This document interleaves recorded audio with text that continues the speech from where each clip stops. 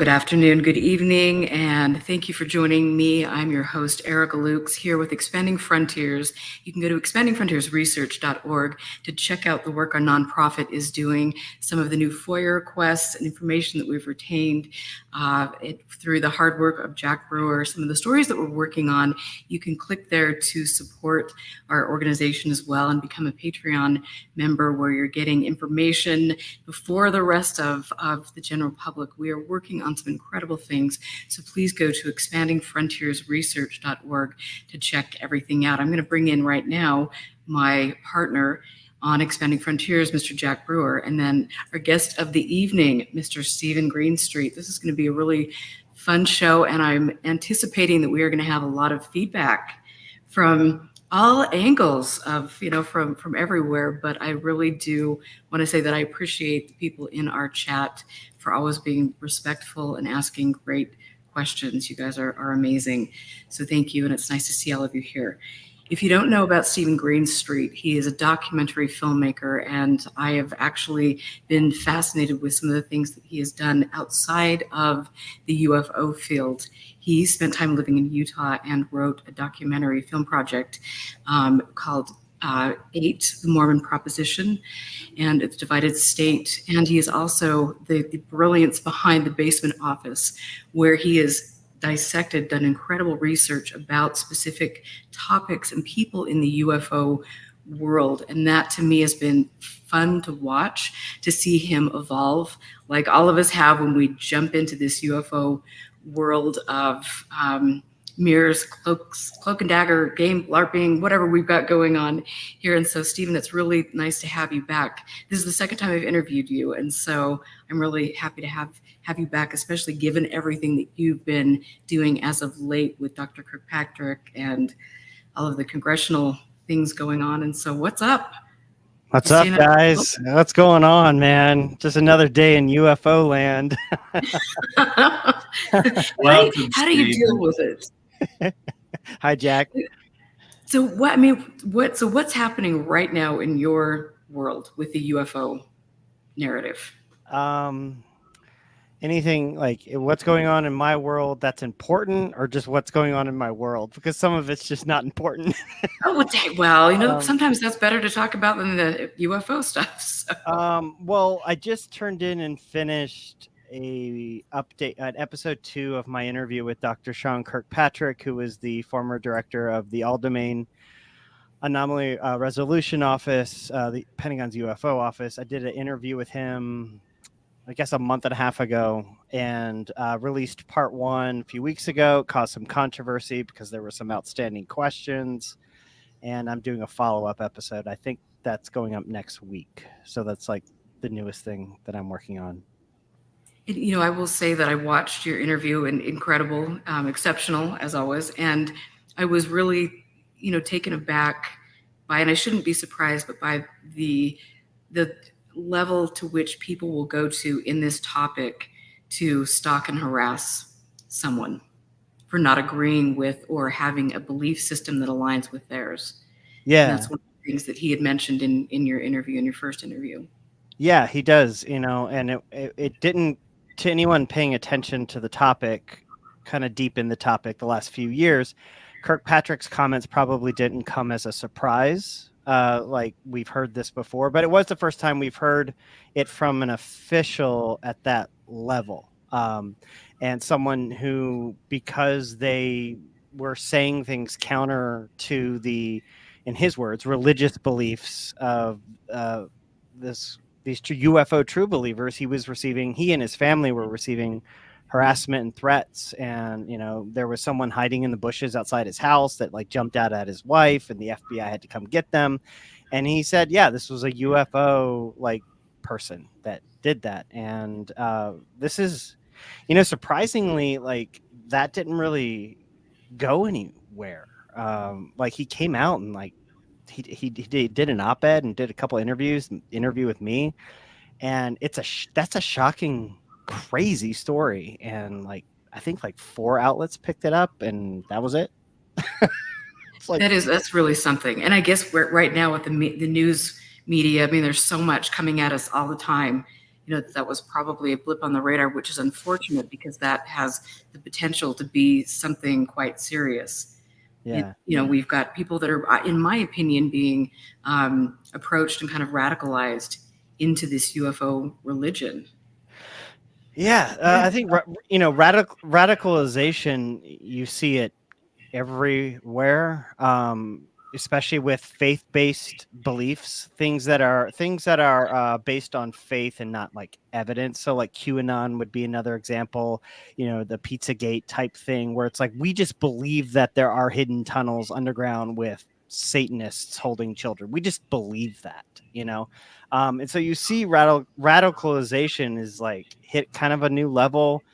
But in my research, like I'm working on an episode right now on cattle mutilation, the whole cattle mutilation flap in the 70s and 80s specifically, where Linda Moulton Howe got her teeth into things. And that too it's crazy how it mirrors this current UFO flap. I mean, almost beat by beat. Especially with, it started with this kind of satanic panic that like Satanists are behind these dead cows. That it didn't initially start with UFOs. It was first branded and run rampant in the media as Satanists are doing this. And it wasn't until a couple UFO stories entered it into it that the UFO believers kind of appropriated cattle mutilations for their story. But there was this kind of like panic and hysteria, and it was mostly pushed by the media, which led to local leaders and sheriffs and law enforcement, and then state leaders, and then federal leaders getting involved. An investigation was launched, taxpayer money was launched, and then in the end they found nothing. And then the believers didn't believe the report that said they found nothing. And so it's like it's very much like this, but there was this radical element involved with cattle mutilations. That is so fascinating. Yeah. And when you say this, it's very interesting because right now and for the past couple of years, we've had a similar type of thing take place with a specific sheriff here in Utah, who is bound and determined to investigate satanic ritual abuse, and is alleging that a person in a political sphere is involved in some of this. And it's been very interesting. There's a fellow by the name of Nicholas DeRossi, and you might have heard of him, but he was a fellow that he was here in Utah. He was engaged in malfeasance. He allegedly raped a couple people here, and then was involved allegedly in hacking some local official and spreading disinformation about the satanic kind of cabal. And he went over to Scotland. He faked his own death. Oh, I have heard about this. Yeah. Yep. Yeah. And so like it was just, the whole thing is amazing. He's actually back here in Utah now and is in custody. Thank goodness, after so long and so many fake identities, and he's still appearing in court in using this fake identity that he's created for himself. And so, I mean, here it's just another, you talk about that, and here we've got the same, different group of people steering the same kind of narrative. Yeah. For what motivation, I'm not quite sure. Yeah, that's like the key. And everyone asks me that, like, why? Like, what's the motive behind all of this? And I, at first, thought it was incidental. Like, I didn't care what people's motives were. What mattered was this is happening, and it's either accurate or it's not accurate. That was kind of like my main focus. Was I don't care what their motive is. Is it accurate or is it not accurate? Is it real? Is it fake? Is it a lie? Is it truth? That was my first thing. But recently I have been thinking about that, because it's been 6 years with this current UFO flap. And to those still clutching and holding on, and when I mean by those, I mean the people who are perpetuating this in the media, the celebrity figures. Why? I mean, at this point, with as much that has come out, what's making them hold on to it? And that fascinates me. And Kirkpatrick, I think he actually did a rundown. I should tweet this out at some point, but he did an interview with The Guardian where he actually answered that question. He's like, okay, this is just my opinion, but here's what I think the motive is here. And he went through a few different motives. One was fame and money, entertainment industry, science fiction, UFOs, telling stories, landing a TV show, that kind of thing. The other one was like religious beliefs. Like these people actually believe it, like in their heart of hearts, like they honestly believe it, sincerely, genuinely believe it. So there's this like religious belief. And, you know, the last one was, he said, some variation of mental illness, something going on with that person's psychology, that's causing this. So those were like the three potential motives that Kirkpatrick laid out. And this is the guy that, like, his job was to look into this and to interview people involved. And so for him to like lay those three things out, I think he probably is feeling it's definitely one of those three.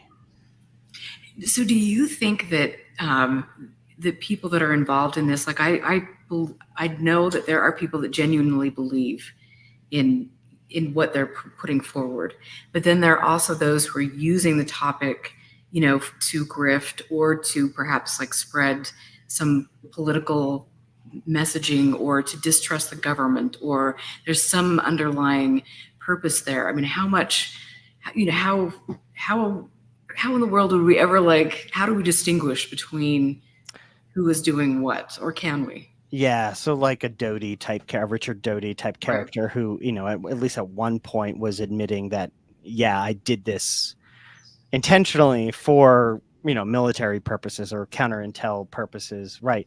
I don't know, you know, I think maybe 4 years ago, it looked from the outside like there might be some, like, some of these folks might be like serious counter intel and, like, you know, still involved with intel and doing something.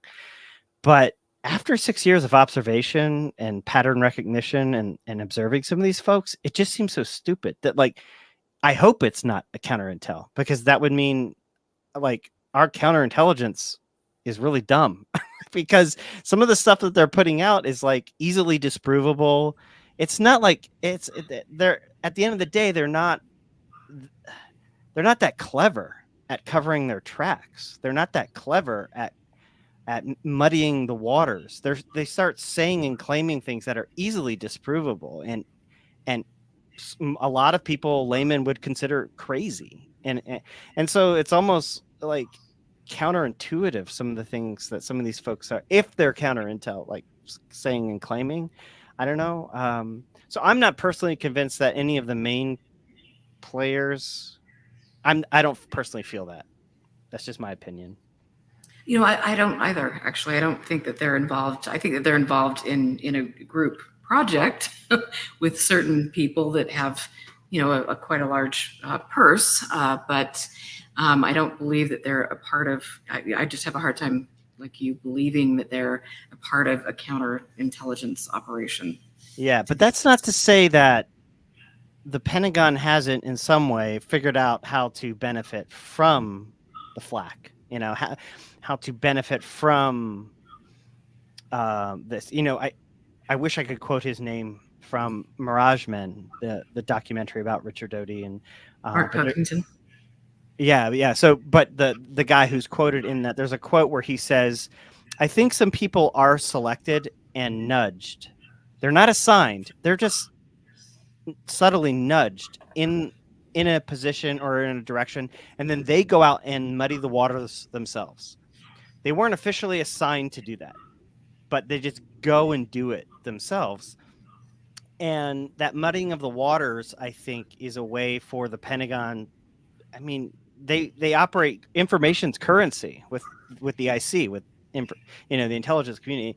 And if that information is unattainable or not easily seen or understood, that's a thumbs up, like, you're, for the intelligence community. That's great. Like, that's what we want to do. And so if these people are just doing this on their own, you know, we benefit from that. If people think that flying pyramids are flying over the US Navy, flying alien periods are flying over the US Navy 15 miles off the coast of California, and not Chinese drones, everyone wins. Right. There, you know, right. Everyone wins. It's hard to see who actually loses in that conversation, because I mean, I'm going off on a tangent here, but you saw how the public reacted to the Chinese spy balloon, right? There was outrage. I mean, Right. instant outrage. And that's so American. It's this hot blooded, like, how dare they? We need revenge, shoot it down now. And that was just one balloon. If the American public actually realized how many freaking balloons are from China are flying over America, how many drones are flying over America, how many times the military over American soil are harassed by foreign drones, there would be calls for blood. And no one, I think ultimately no one wants that, some kind of forced hand conflict with China. And so in a way, you could see how the Pentagon could benefit from stories about alien pyramids. Absolutely. Yeah. I mean, some of the drone incursions that have made, I mean, just like a trickle in the news, a little small dent in the news that are flying over. I mean, tens of, we're talking major drone incursions that are taking place around airports, taking place around military installations. And that is like, nobody is even going there. It's like a blip on the radar. Yeah. So one specific story that unsettles me and continues to, and this is part of my ongoing investigation and will be a part of one of my upcoming stories, is the Palo Verde nuclear plant in Arizona. A swarm of drones, a swarm. And at the time that this occurred, they didn't have any CUAS. They didn't have any counter drone technology at the plant. They didn't have a way to address this. These drones just flew over the nuclear facility with abandon and then left. And nobody knows, right? And so, well, somebody probably knows. But this is just the tip of the iceberg. And nobody really talks about it, but it's like our energy infrastructure, our nuclear infrastructure, foreign adversaries very well could be doing that. But all we see are stories about UFOs. right, and that is a great way to muddy the water. You give people a little bit of something, and then other people are going to run with it because they feel like, oh my gosh, I'm this person is talking to me. I feel so privileged, and I'm going to go out and, muddy the waters and take things away, because we should be, I mean, concerned that these types of incursions are taking place. And as you mentioned, the Chinese balloon was just, it was very interesting to watch the public's reaction. Yeah, a story about that balloon that people missed. It was reported. Bloomberg, I think, broke the story. They had some exclusive original reporting. Bloomberg reported, and I think other outlets verified, that the White House's initial response internally was to hide this from the American public. Make sure the public doesn't see this balloon. We're not going to tell them. We're not going to inform them. We're going to act like it never happened. That was policy inside the White House. Hide this from the public. But their hand was forced when an independent Montana journalist, slash photographer, took an HD photo of the thing and published it. And then that forced the White House's hand to acknowledge it. But so you have to wonder, well, if that was their policy for that balloon, how long has that been policy? Years? Right, absolutely. And it's funny. I've talked about this on my past shows, but when I was the director of MUFON, the state director of MUFON, which I just to this day still have to smile about that little journey in my UFO career. But there was a daylight sighting of 5 to 7 balloons that were over Salt Lake Valley. This, I think, was like 2014. And daylight, the news media, Fox 13, called me at the time and just said, hey, do you know what this is? We're seeing different things taking place and things on social media. And I did a Foya request for radar data, and they sent back unreadable text format information on that. And there were people reporting there were military craft following the balloons the whole time. And the Salt Lake International Airport actually shut down for a brief time. That was my understanding. So that was quite something. But then it was like just gone. Oh, they were UFOs. Bye-bye.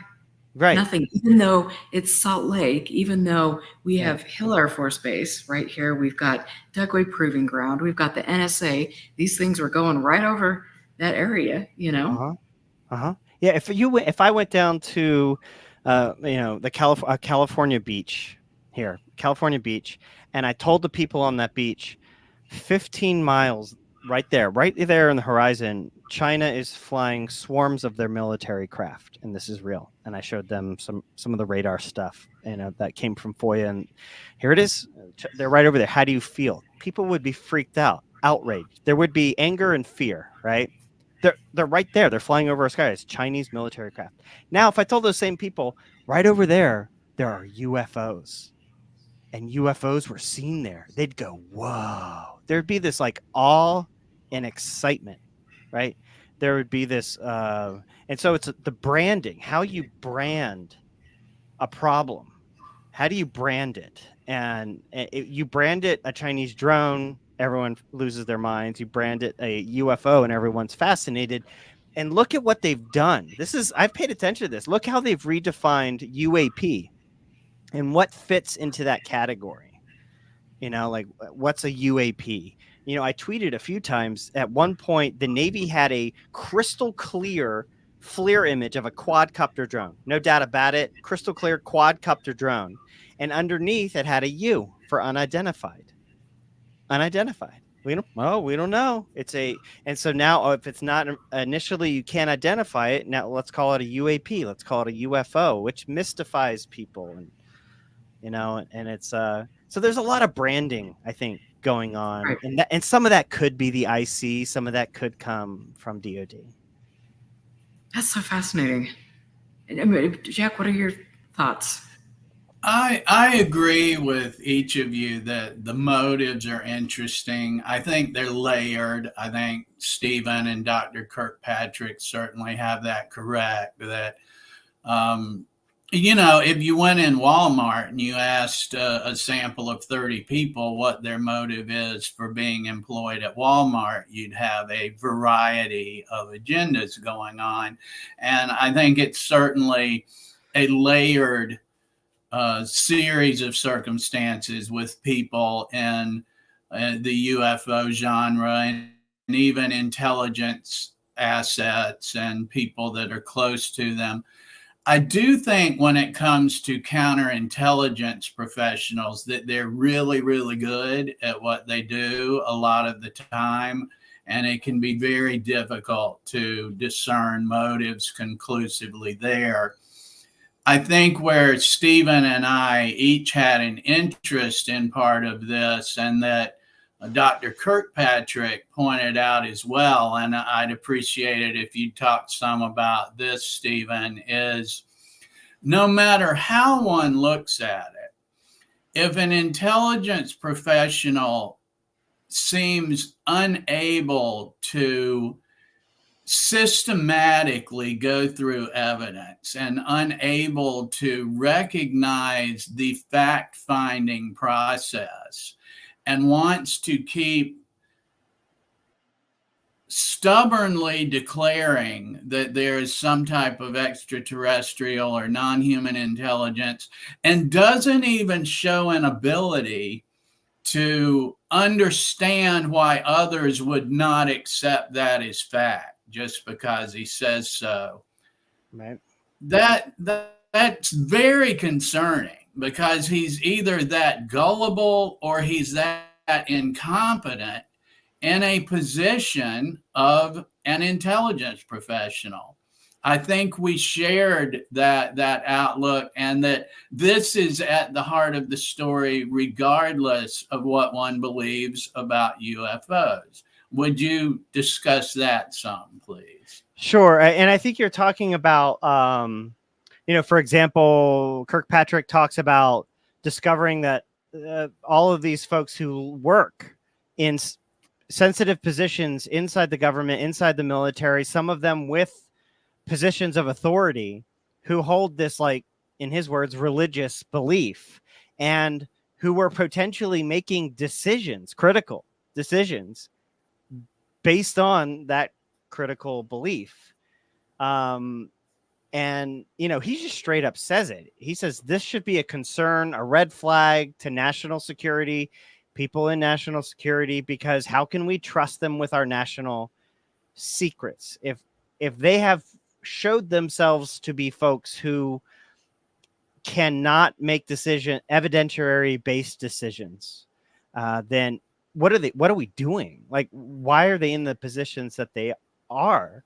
I mean, I know for a fact that some of the OSAP folks are still to this day in counterintelligence. They're still active military. They're still counterintelligence, and these were some folks hanging out with Bigelow and Kelleher and Knapp and Stratton and Lakatsky, and full on believers in all of it, and they're to this day still CI, still counterintel. So that was shocking to me, and Pentagon doesn't want to talk about it at all. They don't want to talk about this at all. They won't let me talk to anyone, even on background. Not even on background. They won't let me talk to folks. And with a lot of the Lou, this is just an observation, but with the Lou Elizondo ATIP stuff, they were mostly responsive. Send him a question, maybe one or two follow-ups, I get a response. But on stuff like this Skinwalker Ranch briefing that I covered in my episode, where Brennan McKernan, whose naval intelligence was there, you had congressional staffers were there, Brandon Fugel, Hal Pudoff, a lot of these folks, they didn't want to talk about it at all. They didn't want to acknowledge it. I had to press them, I think, for a month and a half. But, I can second that even from my position at that point in time with just the UFO Trail blog, which I consider very far down on their list of concerns, I would regularly get answers from Pentagon spokespersons and intelligence agency spokespersons about certain questions. Then in the Foya process, I developed the opinion that a lot of the material was destroyed.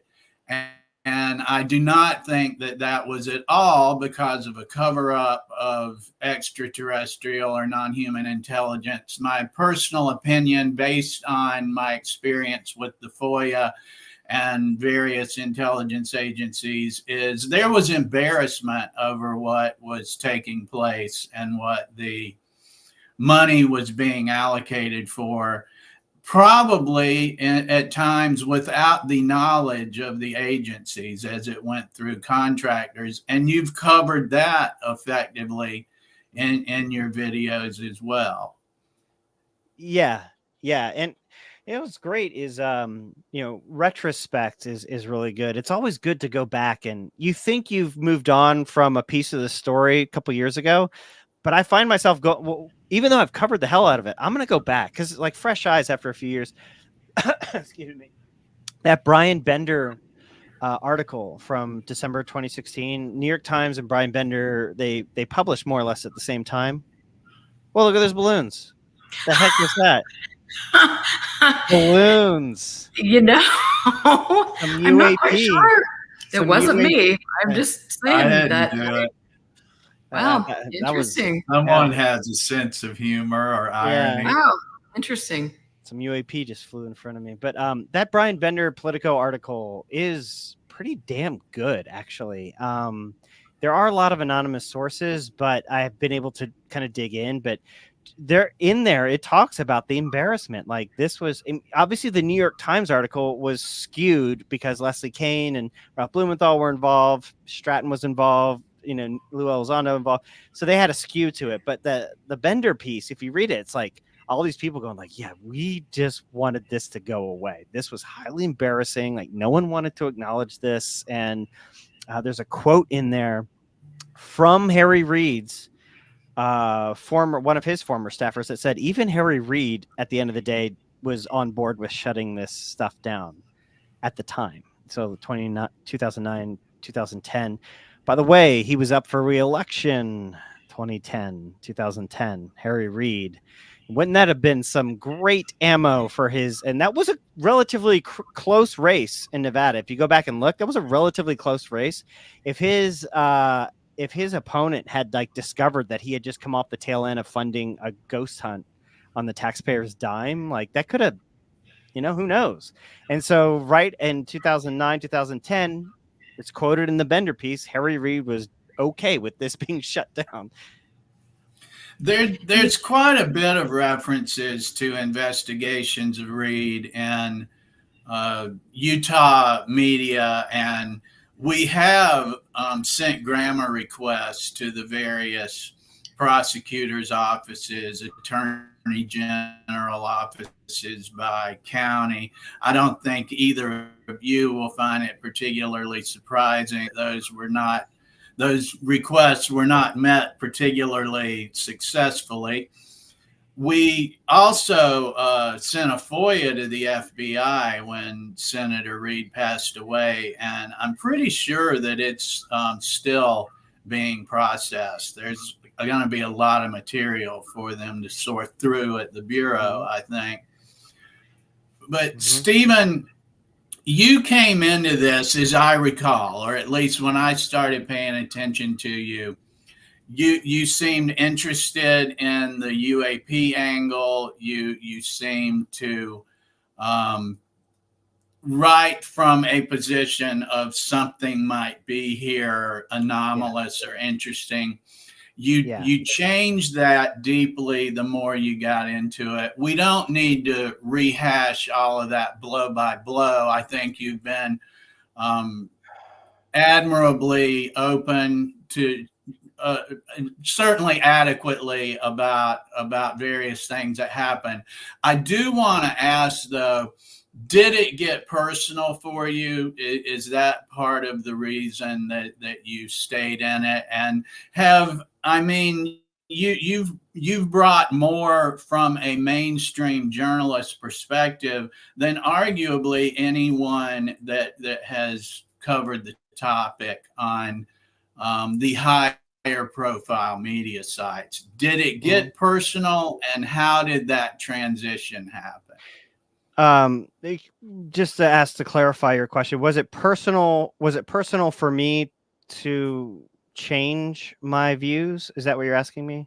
Did it get personal to you with some of the characters you had interacted with to stay on the story instead of just moving on to something less complicated to write about? No, not really before my critical reporting. So before my critical reporting started May 2022, before that, no, there was really nothing really personal going on. Things became personal after I started getting critical. But before then, it was, I think my main motivation was course correction and shame. It was like realizing I'd been caught up in something personally, like excited about something or something from my childhood where I was, into this, when I was a kid. And it was something that I had forgotten about or I hadn't thought about in a while. UFOs, it meant a lot to me. I was obsessed when I was a teenager with UFOs. When I was a kid, sci-fi, big thing. When I came older, it really didn't play a big role in my life. But when that 2017 New York Times article came, I was like, oh my God, no way. That thing from my childhood is real. That thing from my childhood is actually a real thing. And all that childhood stuff came back, I think, where I was excited and giddy about the topic. And I think the last thing you want to do as a serious researcher is to be excited and giddy, but I was excited and giddy. And I think, so anyway, I won't go through the whole story, but there came a point where I was holding in my hand documented evidence. I was holding it with a highlighter and going, oh my God, that's a contradiction. That makes no sense. What the hell? And the curtain dropped and I was like, oh crap. And so I just started over, and it's the best thing. And I challenge any of your listeners to do this. If you're sitting there going well, maybe it could be, maybe not, do a challenge. Go back to December 2017 and read the on record statements from folks like Lou Elizondo, like Chris Mellon, like Eric Davis, and follow those chronologically. Just follow the on record statements and claims chronologically. And I guarantee you eventually, pretty soon, you're going to go, wait, this doesn't make any sense because they just said this a week ago. And now they're saying this. And next month they're saying this. When you line all that up chronologically and you go through it, it's a healthy thing because it becomes clear to you in retrospect that it just doesn't hold up. And I love that. And that's one thing that I've done over the years. I mean, I just take meticulous notes, even though like a lot of times it's for my own personal record keeping. And, I can go back and line this up. I had this conversation with Eric Davis. I had this, and then see, like you're saying, how the stories have changed. And it's like, oh, wait a minute. He was saying such and such. And then all of a sudden, his story is completely changing about who was with him when the alien walked through the portal, about, all of these things. And it's just like, I don't know whether they're just sloppy, if they just obviously know that they're promoting so much nonsense that it's hard for people to discern one way or the other. But that is really important for people to go back and do what you're suggesting, because when you do, there are holes. And I think that's important, because this topic is, I would like to see something genuine. And so far, I've not seen anything genuine. I've seen a lot of people, I've seen a core group of people promoting things that aren't based in fact. Yeah. And I said this, I think, earlier, but at some point I expected it to become about evidence. It started to be about people like Elizondo, who comes out, these whistleblowers, and they have these stories and these claims. And it's like, so the story was initially about people. And I always eventually thought the baton would be passed where it's suddenly a conversation about the evidence. And here it is. And that would be like the step by step. It starts with the claim. We move to the hypothesis, move the evidence, whatever. But it's still about people. And groups and belief systems about people are religions. Like those are, that's religious in nature. When the conversation, when the claims and the whole enchilada is about people, that's a religion. When it becomes about evidence, and I mean like hard, irrefutable evidence, then you're talking about something scientific at that point. You're talking about something that could be scientifically studied. But if to this day, 6 years later, it's still about personalities, about people, that's the core thing about a religion. A guru, a prophet, an apostle, whatever it is, that's a religion. Absolutely. Yeah. Yeah, Tim Banal jokes that he doesn't care to read about whether anyone found Elizondo's cafeteria receipts or not. It's just a ridiculous out in the weeds chain of if this, then that, to try to substitute any and everything for direct evidence available for public review. And that's the kind of thing that we're talking about here, as Dr. Kirkpatrick suggested, that when intelligence officials fail to demonstrate an understanding of that, it's really concerning, because they're either incompetent or they're being intentionally deceptive. And then you're just left to try to figure out which and guess which. And of course, neither instills any confidence in the public or their coworkers or the people like Kirkpatrick, also in the intelligence community, that are having to interact with them. Yeah. And there's a lot of gaslighting. I think at this point, it wasn't always this desperate, but there is a sense of desperation right now among the main UFO claimants, the main UFO fans. There's a sense of desperation, and it's an understandable desperation. If you take a second, you could almost empathize with their frustration, because at this point they thought something was going to happen.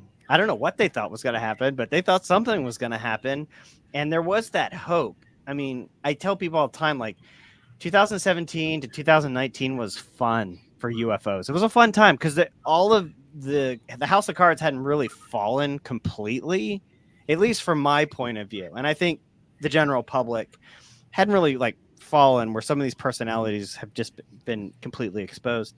But there, Elizondo kind of went away after my May 2022 report. He was doing like a podcast a day, and then he issued a statement and then just kind of disappeared for a while, actually. And then they rolled Grush out, and Grush seemed like this like independent, like from this group, and then you learn he's friends with Elizondo, Stratton, the whole group. He's just part of this group. And so that kind of fizzles, right? And then it's like the Soul Foundation and Carl Nell, they rolled out on stage in New York City recently. And then, Tim Gallaudet, they're like putting on NBC, and they're trying to like keep that going. But there is this like frantic desperation right now of like, please God, give us something. Give us one law. We just want one amendment written by Congress for us. Just give us one. We just want one. Or just give us a movie, Spielberg, give us a movie, give us something. And things are getting unsettling, and I've been covering this daily for 5 years. I've never seen it this desperate. And, people, when they're desperate, tend to do crazy things. And so it is unsettling, especially when you have people like Ross Coulthart talking about stoning people to death. Right. You've got Jeremy Corbell pushing warlike language. You've got just people, this harassment. I mean, just like the harassment, the threats that Kirkpatrick talks about. So anyway. Yeah, and I mean that it is becoming, and I think as the election approaches, things are going to get more. There's going to be more of this all over, and I really, for me, there were some really good people that get into this because they have a genuine curiosity. Because like you, like me, I mean, it's a fascinating topic, and oh my gosh, we could be close to the biggest discovery of humankind, in our history, and it is exciting. And then you get wrapped up into some of this, and it can be very damaging for people that have have mental illness, that are struggling, with isolation, all of these things. And that's what to me has been so alarming, to see how really good people, really kind people that are genuinely looking for the truth or looking for a group of people to hang out with and talk about things are being manipulated. That's really sad. Yeah, but it's like, it is. And you're right. You see that happen sometimes in real time. This is the UFO group, the UFO court group believers. They're very vocal. They're very social, in various social outlets. And so you see and get to know some of these people, via social media. And you see kind of like these little mini journeys happening. There's ups and downs with various folks. But, I rewatched Going Clear, which is Alex Gibney's documentary on Scientology. It's like the same thing. These people, these searchers, these seekers, right, are approached at maybe a vulnerable time in their life, and they're enraptured by the promises and the idea, and it gives them purpose. Like, purpose plays a big role in here. It's like, this is a great purpose. If it was real, this would be like the greatest purpose you could have, for humanity. And it gives someone that purpose. But under there's all this, as you learn in this Scientology documentary, they eventually get to the point where they have to start doing things that they're probably not comfortable with and don't want to agree with. But because of social pressure and religious pressure and that feeling of, if I lose this, I lose a big part of my life. And so a lot of people just keep going despite some red flags, perhaps. And you can empathize. I can empathize with that. Right. I did that. Sure. Yeah, go ahead, Jack. Pardon me. Sure. I think that the vast majority of people that gain more than a cursory understanding of the UFO subculture came to it with expectations that there was a lot more going on than they're able to actually verify with anomalous activity. I think that's quite common. I also think that the darker parts of the subculture offer a haven or the mirage of a haven to people that have come from other cults or cult-like communities, certain organized religions like you're discussing, Stephen, or unhealthy, we might say, lifestyles of groups of people that then you just kind of change into another one where you seem to be being encouraged to think freely and be open-minded, but it's really as long as you agree with the leader of the certain sect of ufology that you got into. Like you're encouraged to think independently as long as you agree with me, you know, like that kind of thing. Yeah. And it's beneficial to the higher profile personalities for the rest of us not to know the history of the subject and not to know that we've had the basic argument and debate going on since 1950 and earlier. Yes. In the American aspect of the UFO community. Yeah. But this journey kind of led you back to where you started to some extent in Utah. Is that a correct statement, Stephen? And would you please talk some about that? Well, I lived in Utah just for a few years, and when you say Utah, you're talking about religiously, right? For me, yeah, the general culture that in my conversations with you, I gather that you have a lot more experiential understanding of Utah than say I do. Sure. Yeah. I was born into the Mormon church. My parents were converts. So my parents weren't born Mormon, they were converted. And then I was born into the church, and Sunday school. And it was generally like pretty cool, like lots of friends. But Mormonism is not like Catholicism or some other religions. It's a 24/7 religion. Your entire life revolves around the religion, who your friends are. There are social activities throughout the week. There's Sunday. There's seminary in the mornings. There's just like a whole bunch of stuff. And the scouts, I did, Boy Scouts and things like that. It's funny, like Brandon Fugel actually, weirdly enough, and I had like very similar, except my father wasn't, I'm not a multi-millionaire, but we had similar cultural similarities, and we were able to like really kind of like talk about that kind of thought, that kind of thing. I went on a Mormon mission, wore the plaque, knocked on doors, the whole thing, and then I reached a point where I moved to Utah to start working in Mormon film, because when was that? Like 2001, 2002, Mormon cinema took off in Utah. Where like Mormons were making movies for Mormons by Mormons and releasing them in theaters, and they were making like $1 million, $2 million. And so this bubble started. I moved from Virginia to Utah to kind of like get in on that. And I did. And that's where I kind of like really got my chops for filmmaking. But in the middle of that, I kind of lost my faith a little bit, because I started asking questions, and I started asking like basic questions. And I mean basic questions, and no one could answer them. People who should be able to answer them couldn't answer or weren't giving good answers. There was a whole bunch of stuff about Joseph Smith, who is, the founder of the Mormon Church, and that I was looking into his like court cases and the accusations of fraud and being sued for fraud and all of his other magical claims that never came to fruition. I was like, oh, okay.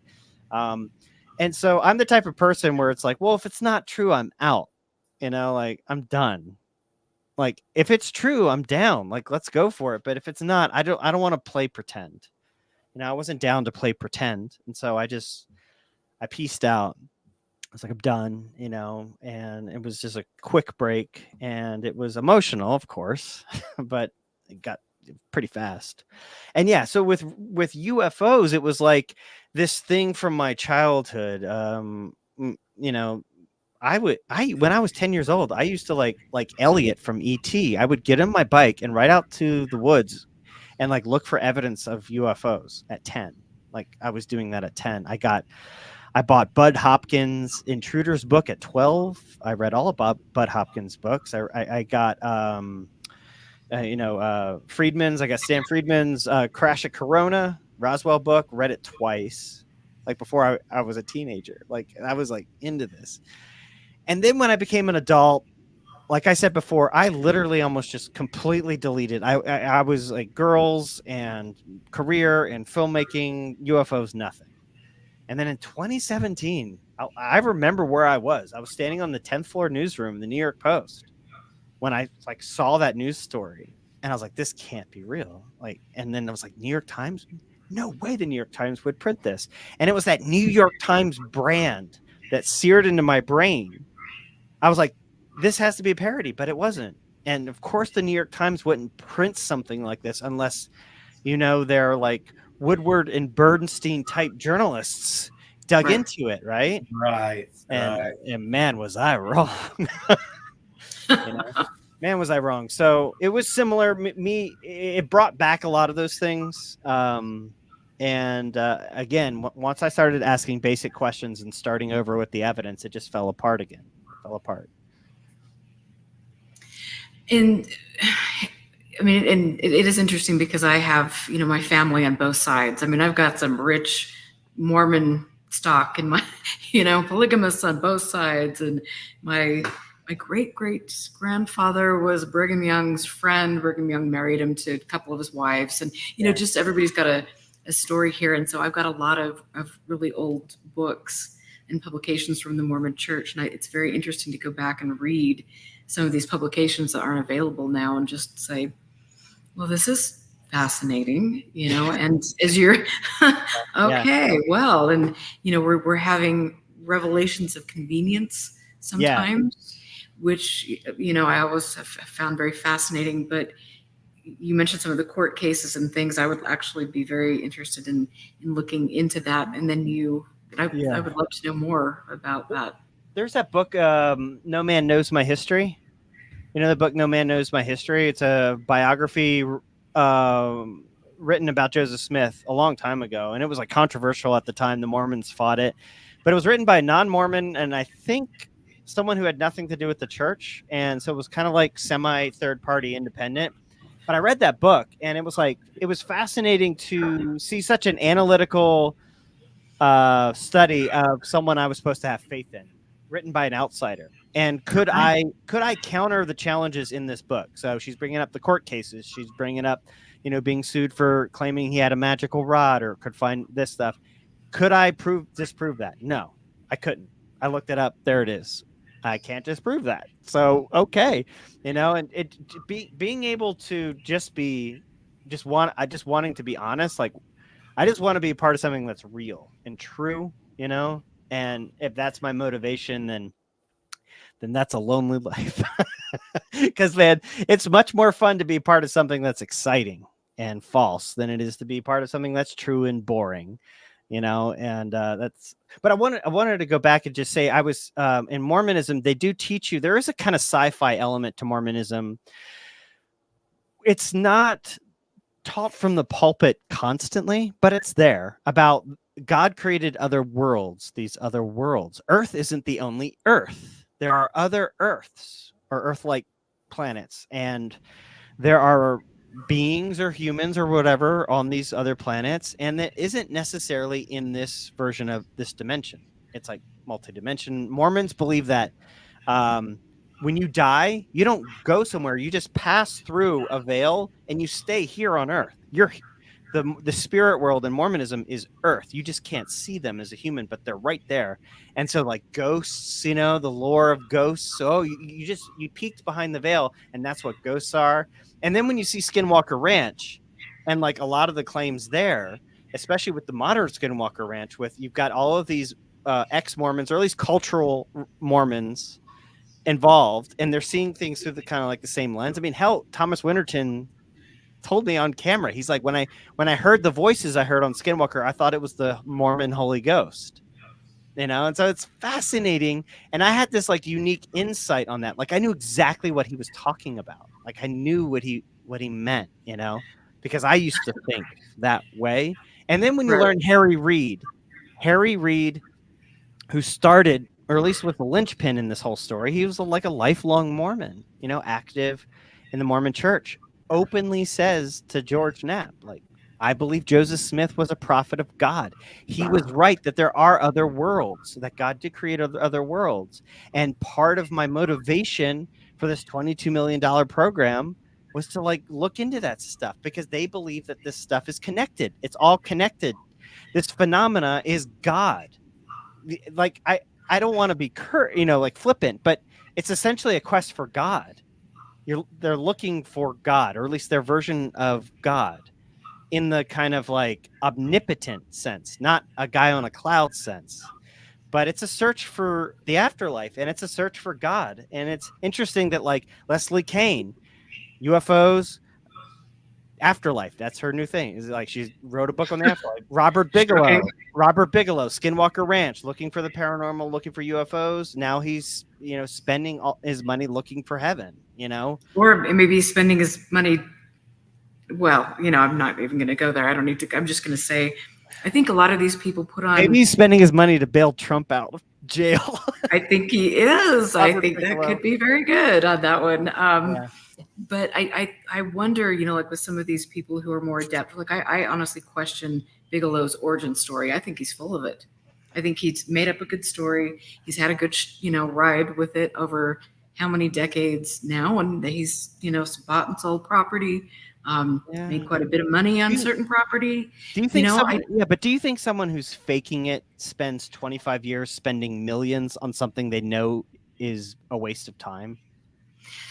Do smart rich people do that? Maybe there's something else going on. I mean, you can see there are a lot, and I'm just putting this out there. I'm not saying that this is necessarily what's going on, but there are, you know, in Utah, we've got this Operation Underground Railroad, where you've got Tim Ballard, who's involved in creating the, you know, this nonprofit to do A, B, C, and D, and in reality, that's really not being done. It's just a way for grown-ups to think that they're accomplishing things, and bad things are taking place as a result. So could this be a front for something else? Who knows? Yeah. I mean, I don't think anything in Bigelow to me seems genuine. I don't think anything in the people he surrounds himself with is genuine. And, you know, that's after a lot of up close and personal, you know, situations in my personal life. I definitely don't.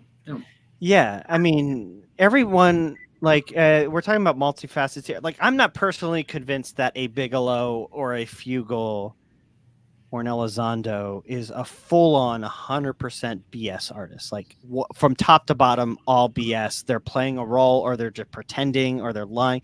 Like, I don't believe any of these people are that. It's like a complicated mixture.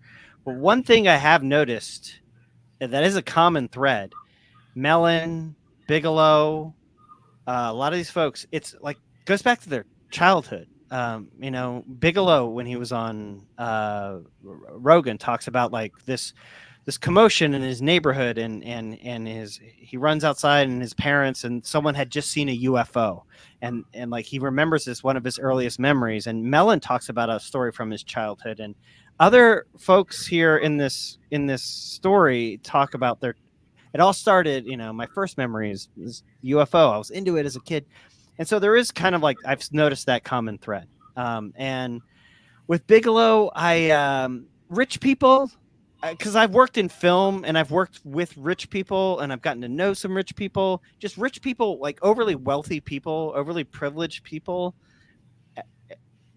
They live in a bubble, right? They eventually end up in some kind of bubble where they can afford their own version of reality, you know, and they can afford to think whatever they want, you know? And so there is kind of like a warpedness that happens, I think, when people do become detached from the everyman, from the layman, from the day-to-day, and they kind of start existing in their own world. Perhaps that could be explained some of Bigelow, but I don't know. With Bigelow, I think there is something there. It doesn't make sense to me logically that someone could spend millions of their dollars over multiple decades for something they themselves know isn't real, and they're just doing it because, like, I could understand a few years, but eventually that person's going to stop spending money looking for heaven. Part of me thinks that I honestly think he's actually looking for heaven, you know? Oh, he's got a big surprise coming. The challenge I see with weighing their stories of childhood and things like that, Stephen, is um, the core group are demonstrably unreliable narrators. So if I Yeah. can go through and I can see, well, they said this and it's not verifiable, and this is outright shown to be false, well, then I'm not willing to take their narration of what their interests were or anything else without verifying it. But Yeah. that kind of brings me to I'm glad you referenced Bud Hopkins, because that was some of my first observations on a personal level of how similar the UFO genre can be to religion, in that I started writing the UFO Trail blog in 2010, and one of the things that I got in my sights was the so-called alien abduction investigators like Hopkins Right. and Jacobs and John Carpenter. And time and time again, like we're talking about this OSAP and ATIP story, I could just take their statements and dissect them and say, well, this is challengeable and this can't be shown to be true, and so on and so forth. And what would happen again and again and again is these objective observations and fact checking would be labeled backbiting and personal attacks. And it became clear that there could be no critical review of these people's work without it being labeled ad hominem attacks. We see that happening with you in a high profile position in the UFO community. Would you talk some about what you think is most relevant about that? Maybe how it feels, how people can address it or deal with it, but what's going on with it's just not possible to even critically review the work of people that in some circumstances are even claiming to be doing science. Right. Well, yeah. So you're talking about like how some of these folks interpret valid criticism as a personal attack, right? They Right. take it very personally, and some of that could be they're feigning outrage and they're feigning offense. But in some cases, they seem legitimately angry and offensive. I will say, like, I experienced that back in the Mormon church when I started asking questions, basic questions. Um, in some cases, I was like yelled at for like asking the question, or someone who I've known. It's similar to what Kirkpatrick says, like someone who I've known for a while. I brought up a question or a criticism, and they got like suddenly just like so angry at me for bringing it up. Flash forward to today, and it's like I bring up critical things that need to be asked, questions that need to be asked, and I reveal things that I feel should be revealed. And yeah, sometimes I do add a little bit of a twist of a knife to it, but the backlash has been like crazy and insane. And I'm obviously at the top of some list, like if you could ask some of these guys, like, all right, name one guy you wish could just like go away, like I guarantee you my name would be at the top of most of their lists. Not because I'm not going away, and I've considered going away. I consider going away all the time because it's stupid. Like, this is stupid. Like, I try to justify it sometimes of, does this matter? What am I doing and why? And what purpose does it serve to the reading public? And these are I'm a reporter. I'm supposed to, it's for the public. And do they care? Does any of this matter? Am I wasting my time? Am I fighting inside a bubble of a bubble, essentially? And I sometimes often will feel like I am absolutely wasting my time. I am wasting my breath, and I'm wasting my energy on maniacs and morons. And I see no justification to keep going beyond this, which is, you said it earlier at the top of the show. I don't know why, but I'm the only one really covering this. I'm the only one. And within a vacuum, if no one's covering this or paying attention, within that vacuum, corruption, I think, can flourish. Without any eyes or critical inquiry, corruption can flourish. If this was, and within that, I think people can take advantage. Like if you were looking for an in or a contract or a dime or a show or something, this is a great place to be because no one's looking and no one's paying attention. Sure, you're not going to get a $2 billion contract, but you might get an $8 million contract, and there is money and there is power to be held in this vacuum. That is this UFO thing that everyone else thinks is a joke. And the media doesn't want to pay any attention to it because time and effort are the enemy to modern media. Time and effort spent is just, like what is it? The Boston Globe Spotlight group. Like, do those groups exist anymore? Do the Woodward and Bernsteins, where the editor in chief is saying, like, sure, go take a couple months with this story and dig into it. Is that happening anymore? Like, and then on top of that, you choose to do UFOs. I finally am going to give you a couple months to chase a story, and you're going to chase saucers. No effing way. Are we going to allow you to dig into that? And so for whatever reason, I've been on it day to day. And I've dug up things that are just jaw dropping.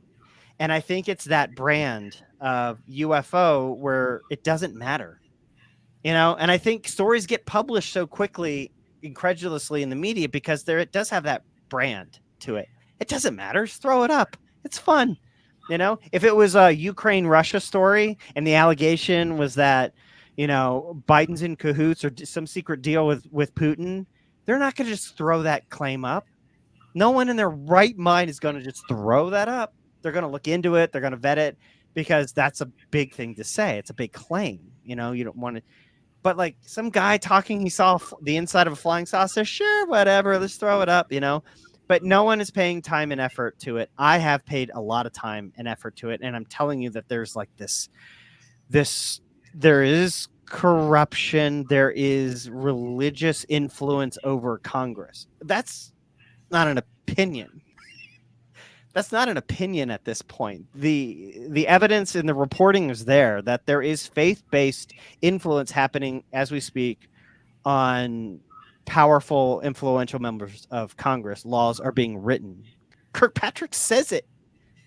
He says members of this UFO group are writing laws that will benefit them. I'm not making that up. Like they're literally the whistleblowers that aren't putting forth any evidence.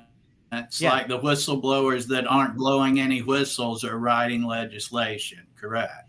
That is correct. And that's not just for my reporting, but that's per the director of the Pentagon's Aero office, who just released a report that everyone can go read and has done interviews that you can read. And that's weird. And I think that there should be a separation of church and state.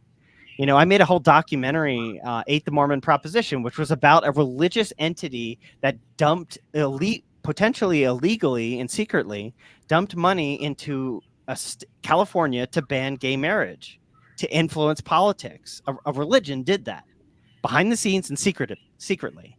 And it was to affect public change, to affect people's lives that happened. And I see that kind of a little bit happening here. It's not as organized. Because the Mormon church is like this, like they're like the CIA. In fact, they probably do have their own version of the CIA in the Mormon church. It's a multi-billion-dollar industry, the churches. But with this UFO thing, it is scattered. But there is some kind of loose organization, and it's faith based. That's not a knock on saying you can't believe this. You can't believe this. That's fine, but don't bring it to Congress and be lobbying behind the scenes to write laws that will benefit your faith-based beliefs. Like, that's weird, and that's in a lot of ways not American. And so I'm the only one doing this, and so I can't quit, guys. It's like there's so many times where I'm just like, you know what, like, these weirdos are like after me every day, and why do I put up with it? I don't know. I don't know. Should I don't know. But there is this responsibility I feel where it's like, well, if I go away, then all bets are off. No one's looking. No one's looking. And so at least I'm there. So it's like this, I don't know. I hope I'm being clear here. I don't want to do this, but I have to. I guess is a clear way of saying it. You know what? I think that's how I feel as well. I mean, Jack and I have conversations all the time. It's just like, especially after everything, in the whole Skinwalker realm in my world, it's like, why? I am not getting paid to do this. I am not getting paid to be, to get this kind of blowback and things. And I'm just like one person out here by myself that doesn't have kind of like the insulation that you have, which I think you're in a way, because you have, you've got a lot of muscle behind you in a way. You're working for the New York Post, you're out there, and I appreciate that, because you are doing work that needs to be done. You have a platform where you're getting, hundreds of thousands of views. And that's important, because, like I've heard for myself, it's like I'm over here, just kind of, I felt like for a long, long time, spitting in the wind. Yeah. And so it's important for me to have people like you and people like Jack who are out there doing this, that have, more exposure, and that could get things done. And we can create kind of a cohesive community of people that are doing research, that are trying to put forward information and expose corruption and behavior that I think is very harmful, in my opinion. Yeah, we each have at different times interacted with professional journalists and tried to offer them the assistance we could that might help bring some of these stories like Stephen is covering to wider audiences. And so it is encouraging to see Stephen's foothold he got with the New York Post, and that they have apparently stayed behind him in staying on this OSAP and Skinwalker Ranch story that are more or less one and the same. Which kind of brings us to, Stephen, you have said in social media, I'll paraphrase here, and I agree with this, that this would be a much bigger story about the things intelligence officials are falsely claiming to have had positions on projects that then they can't demonstrate that they actually held, that spokespersons for the Pentagon are flatly saying no, they did not, that this would be a much bigger story if it was any topic other than something that's so stupid. Yeah, I think that kind of keeps us involved in it too. Would you agree with that? Yes. I would 100% agree with that. That like this, like I gave the Ukraine Russia analogy, but it could be like China Taiwan. It could be the Trump trial. It could be anything. Everyone would be like, focusing on it, vetting it, reporting it, blowing it out. But just that brand of UFOs, they're just like, who cares? It's stupid, So there isn't really that effort. And so there is kind of like I said, because of that vacuum, that lack of coverage, that lack of real journalists paying real attention, somebody's going to fill that void. And it's either going to be people taking advantage of people not looking, or it's going to be, you know, real journalists that are like shining the light. You know, like when you shine the light, you know, like they scurry, you know. And so if no one's shining the light, it would, you know, that's what goes on in my head. I'm just like, I know foul play and stuff's going on behind the scenes, and I know I'm on the trail, and I know I'm on the track, and I know I'm on the right track, you know. But if I just leave, like I would feel so irresponsible for doing that at this point.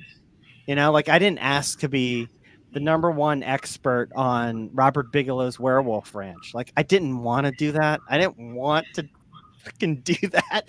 I don't want this information in my head anymore. Like I don't want to know about like Lou Elizondo's claims in March 2018 versus July 2022. I don't want to have that memorized anymore, but I have to for now. Like I want to.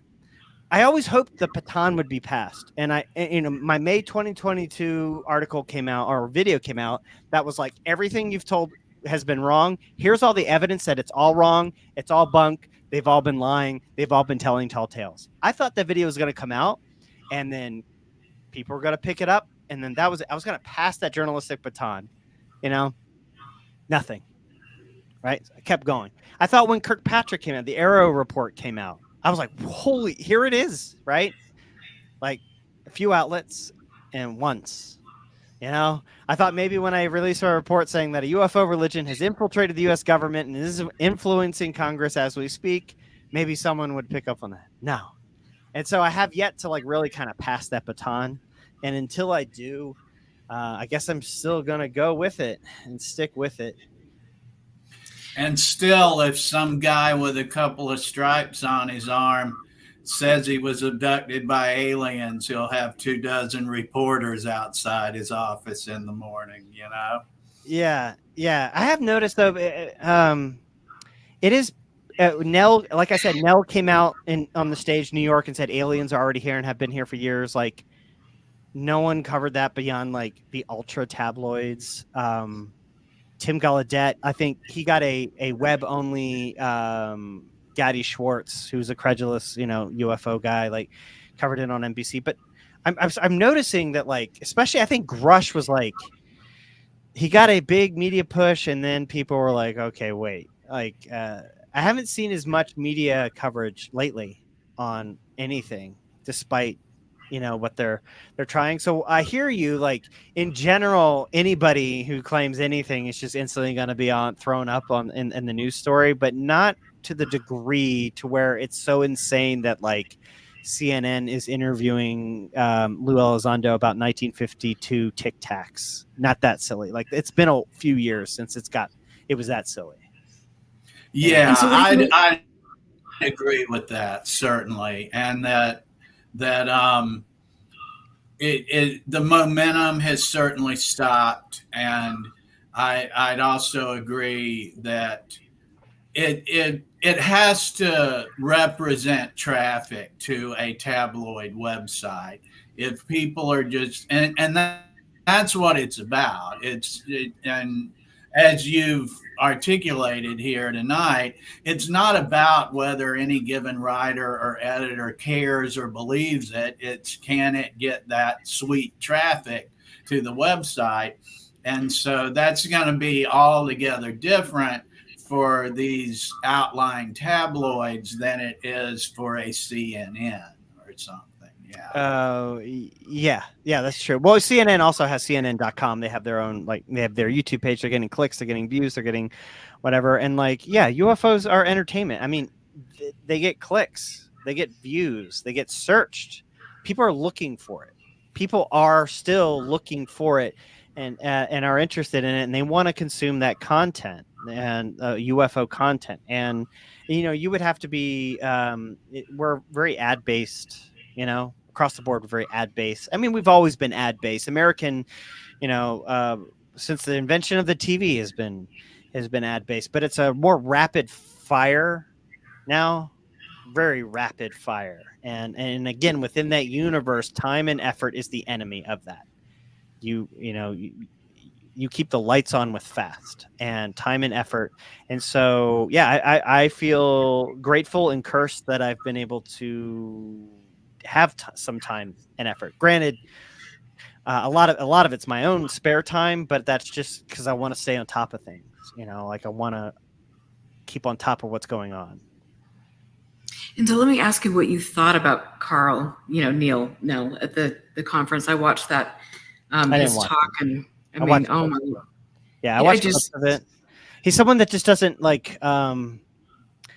hasn't convinced me to pay attention to him yet, beyond just the basic facts that I know you're tied to Stratton. I know you're tied to the same people, to Grush. I know you're part of the same group. In a lot of ways, that says enough. I don't need to know anything else. I don't feel like investing in Carl Nell beyond what I already know and what's already public, which is not worth my time right for now. If he starts to become more influential to the point where a journalist like me should pay attention, like if he starts co-authoring legislation in Congress, then maybe. But Tim Gallaudet, was another person I just didn't pay attention to. They've been trying to roll him out for like a year or two, for a while, this guy. And Tim has gotten some coverage in the past and is never linked to this group. I mean, I know he and Stratton have some kind of friendly relationship. And what's funny is, this whole thing where, you guys saw where I just released, it's always the same thing too. And it's just always so frustrating and disappointing at the same time, where, he put his family on the Discovery Channel. This Tim Gallaudet guy, he put his family on the Discovery Channel back in 2016, talking about the violent poltergeists haunting their house, psychic connections, psychic mediums, all this crazy stuff. And it mimics, it's just a copy paste of like the Stratton stuff, the Skinwalker stuff, the claims. They're just it's like the same exact thing. And, he just did a podcast, this guy, where he's talking about, the Long Island medium. We went, I have psychic kids. My kids are psychic, and I took them to the Long Island medium who validated that they're psychic, and they see the other world. They go and they're able to see the other side, the quote unquote other side, all this religious stuff. And he talks about his religious upbringing. Like, he's open about it. Like, I was raised this way to believe this thing, and now I'm seeing these things as an adult. Right. And it's like the same pattern, the same mindset, the same claims, the same way. And the media, of course, doesn't look into this. Like, I guarantee you, Gaddy Schwartz at NBC has no idea this guy is tied to the Skinwalker crew, to the Ghost crew, to the Stratton crew, to Elizondo, to all of this stuff going on behind the scenes, that he believes all this crazy stuff. He's just like, oh, you have stripes. Like you said, Jack, you have some stripes on your jacket. That means you know stuff. So tell me what you know. And he's always promoted as this, like, the admiral knows about the UFOs. And it's like, well, okay, I'm sure that was a real rank, and he really was, but like, it's a very insane claim. You should dig a little bit below the admiral and look into that before like telling the public that aliens are roaming the earth, which is what NBC did. I'm glad that you bring up Gaddy Schwartz, because I've had the same thoughts over the past couple of years. I'm just like, wow, what is he doing exactly? Clearly not really investigating things. I don't know. He's obviously friendly with Corbell. Like, Corbell was, he had Corbell on a few times, which is just mind blowing to me. I did a report February. If you go and look up my report it says UFO religion in Congress in the thumbnail. I go to town on Corbell, and that was like my first video my second video where I call out Corbell. And it's like, enough is enough media. Like, this guy is like full on like UFO celebrity, and is just warlike language, talking about battle helmets, and this is UFO Vietnam. Meanwhile, you've got like real, actual violent threats happening to like people like Kirkpatrick and NASA and stuff. And this guy's out there, and then they're just like throwing him up on News Nation, throwing him up on local News 7, and throwing him up on NBC. And it's like, guys, you got to start looking into who you're putting up here. Like, this is religious. Like, you're putting up religious leaders, you know? It's like, I don't know. Yeah. Yeah. Let me take just a couple of minutes here, if I might, please, guys, for a brief commercial break. I see some folks in chat have asked about how to help financially support Expanding Frontiers. You can go to expandingfrontiersresearch.org. And if you would like to make a one-time donation, please click on the yellow donate button, and that takes you to a secure PayPal link where you can use your PayPal account or a credit card or debit card. You also, from our homepage at expandingfrontiersresearch.org, you may go to our Patreon. There is a link to the EFR Patreon where for a few dollars a month you can help us pay for our records request fees and maintaining our website and doing Erica's show like this one tonight. So we really appreciate your interest and your support, and we thank you and are very grateful for it. So, can I just say something about EFR? Can I just say something about Sure. EFR? Like, you guys are great. Obviously, you know, I used, with your permission, obviously, I used some of your reporting, some of the documents and research you guys have done into Skinwalker Ranch and like the financial connections with, you know, Phenomenon and the Foya documents that you guys have gone through, which is great. And, you know, I don't know.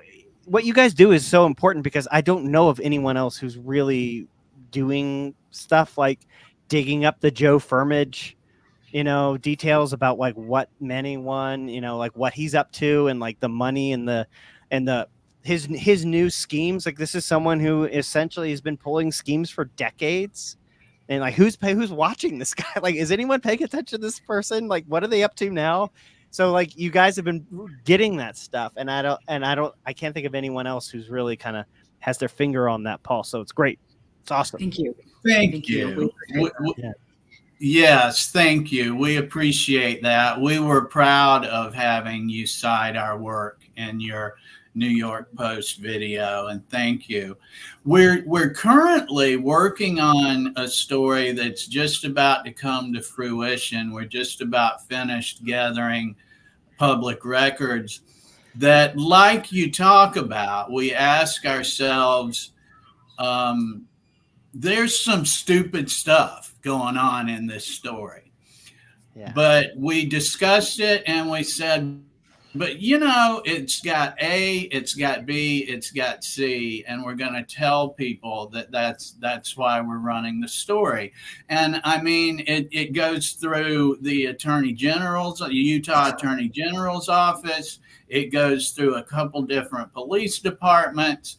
It's got people in it that willfully promote their public persona. So this in itself makes it relevant to people, especially combined with, as you're saying, when they are using their myths and their legends that they promote as tourism draws. Mm-hmm. Well, then what's going on in the police files needs to be on the table too, as far as I'm concerned.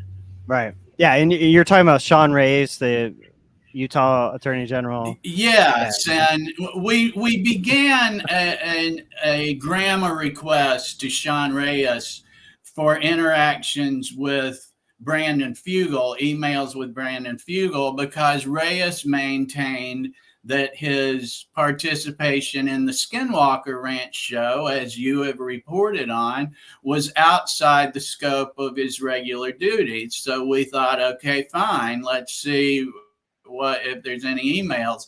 There were, and it won't surprise you to hear that the AG office withheld those records. Right, we appealed that, and we actually won that appeal, arguing that it was of more public significance than not by their own doing. That they get on TV and promote their interactions. Yep. And so we were granted redacted emails. which then led to, okay, they're saying that something happened with this police department. So then we did a couple of requests with them and then another one, and found that what it was all about was a series of text messages threatening Brandon Fugel from his cousin and apparently a former Skinwalker Ranch security guard. So, like I say, we weigh that out and we say, okay, does this matter? Who's it matter to? Well, it matters to the public. If these people are saying you should come here as a tourism draw and you should come here because there's spooky stuff going on, and you should come here and I promote myself as the manager and owner, et cetera, et cetera, et cetera, of this place, well, then it's also of public significance that these some other dust up to the point that apparently Fugel felt justified in writing the attorney general is going on. Mm-hmm.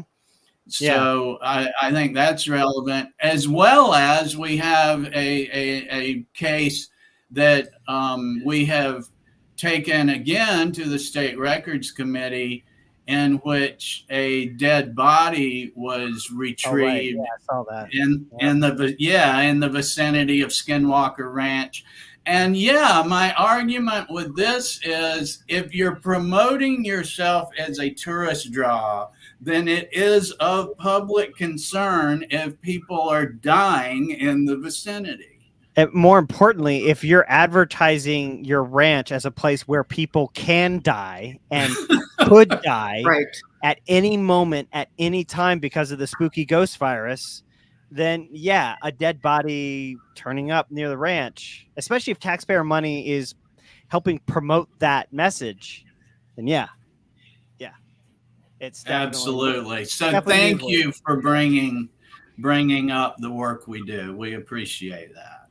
Yeah, and this will be very interesting to do, as we have a meeting next week with the State Records Committee and different things, and so this will be the story that Jack was just talking about will be coming out with more detail as we move through the process of obtaining records and going through the mediation process. So it'll be interesting to see what shakes out with all of this. But again, Jack, brilliantly points out that this is of public interest because they've made it a public spectacle. So, yeah. And you know, the other thing regarding Skinwalker Ranch and public officials was Senator Mike Lee. So Reyes claims that his participation with the show, whatever, was in his own time or not official or whatever. Mike Lee went to Skinwalker Ranch with his staff. This is according to Fugel. Fugel told me Senator Lee went there with his senatorial staff members, and they all signed that health waiver that says the spooky ghost could kill me. I acknowledge and I could take it home with me and all that. Yeah. I acknowledge that the spooky ghost can kill me. I acknowledge the spooky ghost could whatever attach itself to me. Like a U.S. senator and his staff signed that. I asked, they signed it. So that is mind blowing to me that elected officials on the dime of the taxpayer are visiting paranormal Disneyland and acknowledging that ghosts could kill him. It's just mind blowing to me.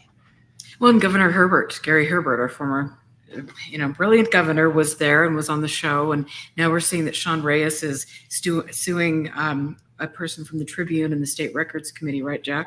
Saw that. Because of because we don't want to release his calendar, which I'm sure would be quite interesting. There's a bubble. Yeah, that's insane on so many levels that the Attorney General, the Utah Attorney General, is suing a reporter and the State Records Committee that affirmed her appeal for his calendar. That's just insane. But not I lived in Utah, so Erica, about you're very familiar with this. But Utah is a bubble, especially politically, financially. There is kind of a bubble there. There is an unspoken power, of who has power and who doesn't have power, favors, things like that. It's cultural, it's religious, and there is this thing where it's like they don't feel necessarily responsible, where they don't need to answer certain questions. You know, there is this sense where they just don't need to, like BYU. I went to BYU, you know, for example, the private Mormon school, and like the sense there was very much like, in here we're in charge. This is our bubble and this is our world, and we govern this world. And anyone from the outside trying to tell us what to do can, you know, take a hike. And I noticed that same mentality throughout the state, especially politically. There is that kind of mentality. So when I hear like someone say, you're not getting this calendar, you're not getting this, and like blah, blah, blah, blah, blah, it just reminds me of that kind of cultural mindset that I observed. You know what it is? It is really interesting. I mean, I grew up here, you know, born and raised, and as it has been interesting with some of the issues that I've had, not only on the domestic violence front, but, you know, with law enforcement and some of the challenges there, to see the machine at work and to see, you know, the way that people are covering for the National Guard, the way people are covering for certain people in, you know, in this political hierarchy here. And it is a very well-oiled machine. It's pretty unbelievable, I have to be honest. And I've lived here my whole life. Yeah. Stephen had said that to me once about, you know, the different bubbles. And we were talking about that Utah kind of has its own that's even different from other places. And I definitely felt like I had kind of experienced the entitlement.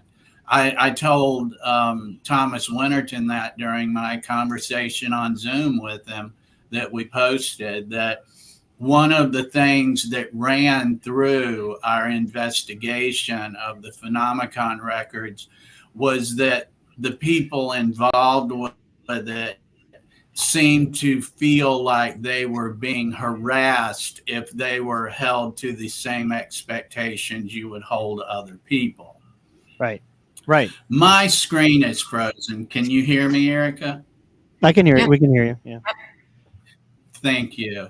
Yeah. And after that, I began to watch closer too, and I can certainly see how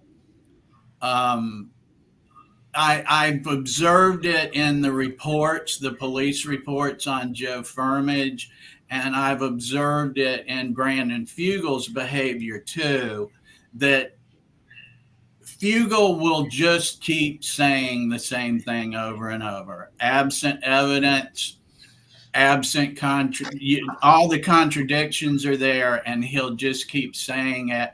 And when you point out to him, but you didn't show this is true, and you haven't conducted repeated experiments that then have a hypothesis and then assess and reevaluate the hypothesis, he'll just jump over in another thread or another conversation and continue the same argument.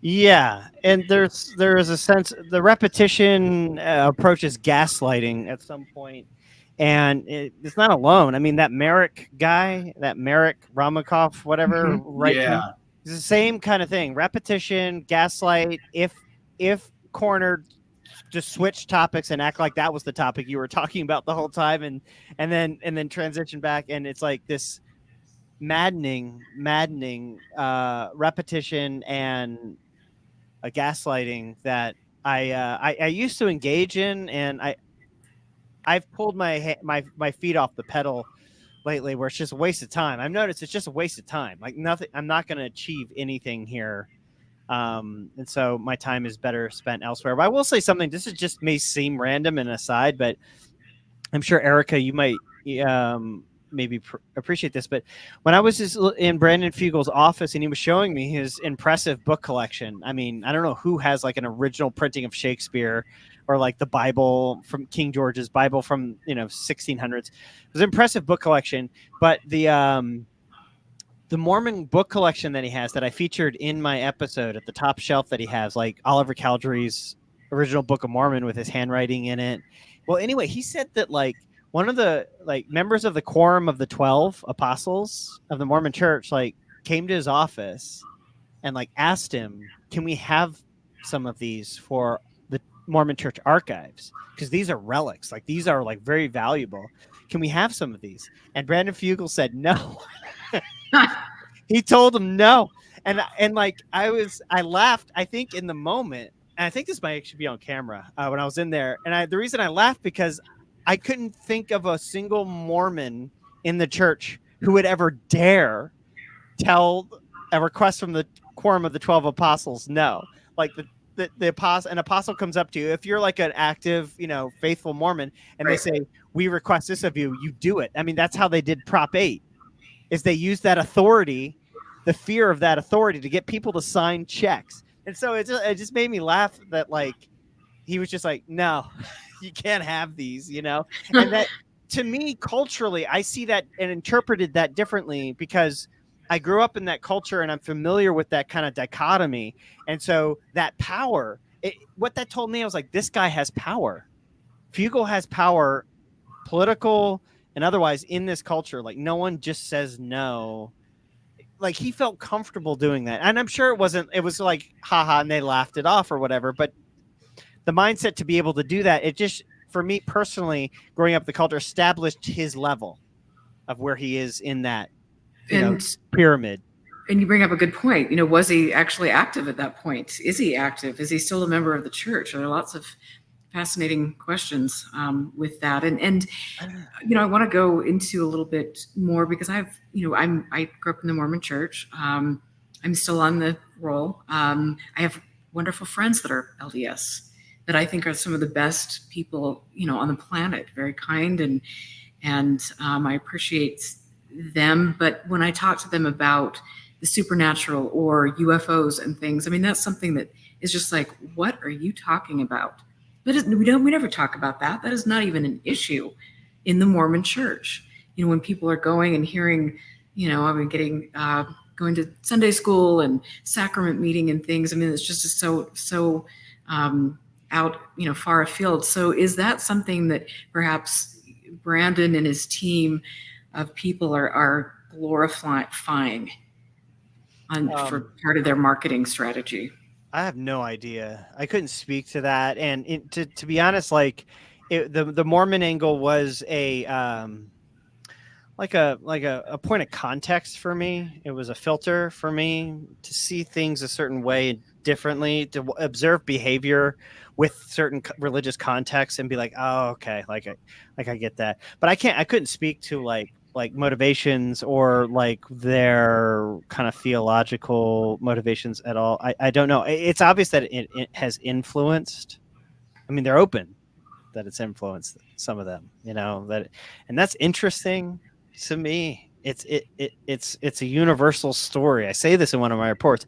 This is just a universal story. It's just different people telling it. It's the search for the other. It's the search for God. It's the search for what's next. It's the search for yourself in some ways, and that can become perverted, that can become distorted, that can become a complete detour. But like we all do that, we're all looking for that. And like it's an exaggeration for me to say this, but Skinwalker Ranch is a really weird search for God, and at the end of the day, it's like kind of what it is. Yeah. And in the meantime, anybody who goes against them are filthy swine. Filthy. Well, anyone who asks for evidence, I think he specifically called. Well, he didn't name me by name, but everyone knew who he was talking about. Me and Mick West, pigs, swine, but that's biblical. Even that's biblical. The pearls before swine. That's all biblical stuff. The swine stuff, and I'm a pig because I not only asked Fugel for evidence, but I gave him a long time to deliver on the evidence. I allowed him to like push past a deadline that I had set for him. I was extremely patient with him. I allowed him the time that he needed, and he didn't send it to me. And because I said he sent me nothing, I'm a pig. Yeah, And yeah. that to me I is felt very disturbing. Excuse me, Jack, I just want to say this, but like as for somebody in Utah, somebody who knows people in the business community, that I can't imagine that people who are on the Salt Lake Chamber of Commerce or involved in some of these great organizations, you know, that are business organizations would have a lot of positive things to say about a business leader behaving like that. I Well, thought that was yeah. quite interesting. Dude, go watch my first movie. This Divided State is about Michael Moore comes to Utah and Mormons essentially try to kill him. Like Michael Moore at the time he did Fahrenheit 9/11, he gets invited to come to Orem, which is like red county. All hell breaks loose. But one of the biggest business leaders in the area, Kay Anderson, he was into real estate and just like real estate, real estate. Just like Fugel, millionaire. He tried openly bribe the school with money, cancel Michael Moore, and I'll give you this money. And of course, they didn't go, but he got nasty, like extremely nasty. He sued me. He was character assassination, going after everyone. It became like this religious crusade of his because he was that threatened by Michael Moore. And I, of course, document all of this. But like, that's like, I don't see people agreed with him. It's not like the culture, for the most part, looked at him and go, "Oh, this guy is crazy. He doesn't represent us." He represented them. You know, like Wow. that was part of that culture. He was speaking for them in a lot of ways, rather than something that would offend them. And so That's a great point. Brandon Fugel calling me a pig. Well, he doesn't call me a pig, but calling skeptics who ask for data pigs is when I asked for data to religious people when I was leaving the church and I said, "Hey, where's the data? Where's the evidence? Whatever." I got called things and I got, cast about, and that's just, that was just, so it doesn't surprise me. And I doubt people in that globe, in that bubble disagree necessarily. It is interesting, and I yeah. mean those are great points. And I will say that having I was speaking at the Alta Club at doing a presentation, and that Brandon was supposed to be speaking at, but I know that he had a death in the family and couldn't be there. But it was interesting to hear some of the discussion with other people in real estate or in the Utah realm of business, from very respectable people, and the things that they had to say. So I don't think everybody is on board, even though there is that bubble. But I definitely feel that there are people that question. Yeah, I don't know. Like I'm for the most part, unless he wants to make things interesting, like I'd love to leave Brandon Fugel and Skinwalker Ranch behind. I mean, Skinwalker Ranch will always keep popping its head out in cultural relevancy, but I think I more or less nuked it from orbit, and I would love to just leave the ashes where they are, for me. So like granted, there are investigatory things to do when it comes to and you guys are doing this at EFR, where you guys are looking at the connections between things like crypto and paranormal and political influence and taxpayer money, and like this like web that you guys are kind of connecting. That's like great. I'm just, for me personally, I can't wait to not have to think about any of this ever again. And so, you know what I mean? You know what I mean? So it's tiring. It's tiring. And it's just like Brandon Fugel is such, I mean, he's a character, right? If you were to like step out of things, anthropologically and kind of look at it as objective as you could, the guy's a character. And almost movie-esque. And he surrounds himself with these fictional stories in these movies. And movies play a big role. And it's like, what role is he playing? What movie is he in? It's almost like a movie to him. And that's interesting to me. I'm fascinated by that kind of stuff. But beyond that, I just hope to never think about Skinwalker Ranch or any of this stuff again. Well, there you have it. Well, the swine remarks, and I recall, I'm paraphrasing here, but Fugel said something to the effect of, people harass him or something like that under Yeah. the guise of critical thinking, something to that effect. Yeah. And it epitomizes what we've been talking about from their perspective, there is no way to fact check their claims. Just if he said so, that's supposed to be it. And he will at least, and many people like him, will feign outrage and act like they've been disrespected if you so much as want a reference for what they claim. Yeah, that is a that in my experience, my personal experience, that's a religious reaction. It's a religious reaction when your faith is challenged. Faith is believing in something that you can't see or touch or provide. You can't provide it. And so when your faith is challenged, I've noticed a lot of people react, viscerally. They react passionately, angrily, sometimes go overboard in their reactions. But just my personal interpretation of that is like that's a religious kind of reaction when you interpret critical inquiry as a personal attack. That means you have nothing to provide.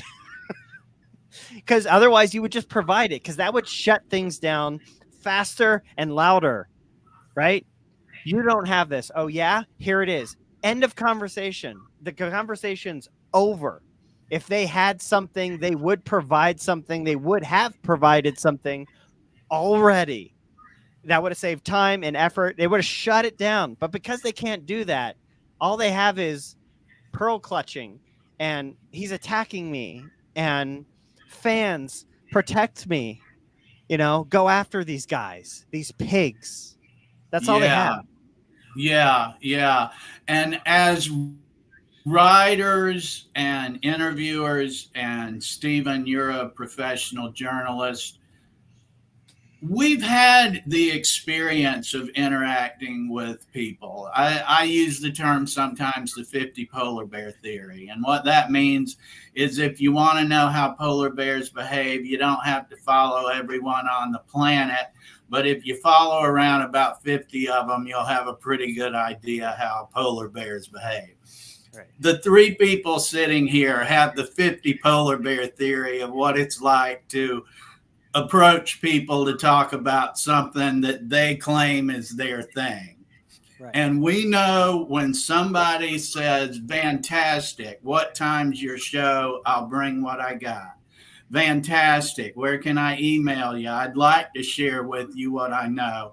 And we know what it means when it takes somebody months to get back to you with a wall of text. Yeah. Right. Or when they just flat out ignore you and then just take you in, but instead of responding to you, they take the social media to tell their fans they're being harassed.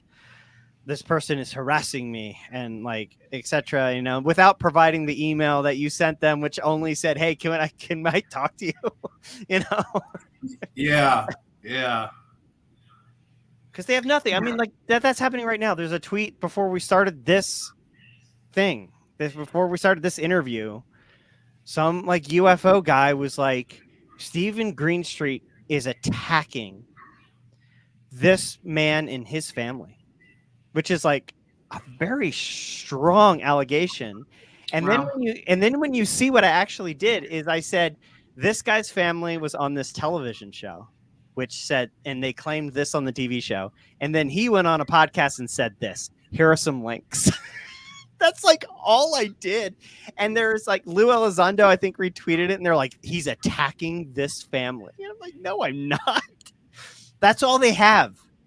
That's all they have. If they had something, they would use that something to shut you down. And originally, that's why I was kind of an asshole. Like back in 2021, 2022, I would go out of my way to kind of get people riled up or angry, because if they're angry at me and the questions I'm asking, the best way to one up me or to get back at me or to prove me wrong is to prove me wrong. I was almost daring people to provide something, like, okay, fine, I'll show you. you know? Okay, I wasn't going to show this, but I'm going to show you. I wasn't going to share this. And it's like, notice Fugel didn't share that photo with me. The photo of the briefing. Yeah. I've been asking. I asked him 2 years ago. I asked him for that photo. Right? Didn't release it. My report releases, and then he shares the photo, despite the fact that I asked it so I can include it in my report and get that context. Nothing. And he waits to share it on Twitter, which is great because he just gave me something. So now part 2's coming out, man. You know, it's like you instigate a reaction, and then they provide things that perhaps they wouldn't have before, you know, or weren't planning to. Out of emotion, they sometimes will provide you with more evidence and context. And that strategy works about 30% of the time for me. So not very often, but sometimes it works. But yeah, so there's this whole thing. Actually, when I'm actually curious to see how crazy it's gotten during this conversation. But yeah, like, there is a desperation. I'm going to circle back. I have never seen Lou Elizondo. I would never expect 2018, 2019, 2020 Lou Elizondo to retweet the nonsense he retweeted tonight. Flagrantly and emotionally. I would never expect that version of Lou Elizondo from 3 years ago to have even approached considering retweeting the absolute craziness that he retweeted tonight. I'm just like, man, what is this guy doing? It's like this frantic desperation. I'm not I know of some things behind the scenes that's going on that I won't reveal here, but I know of some things, and there is this bubbling desperation right now. The book, and I think it has to do with the entertainment industry, is what I'll say.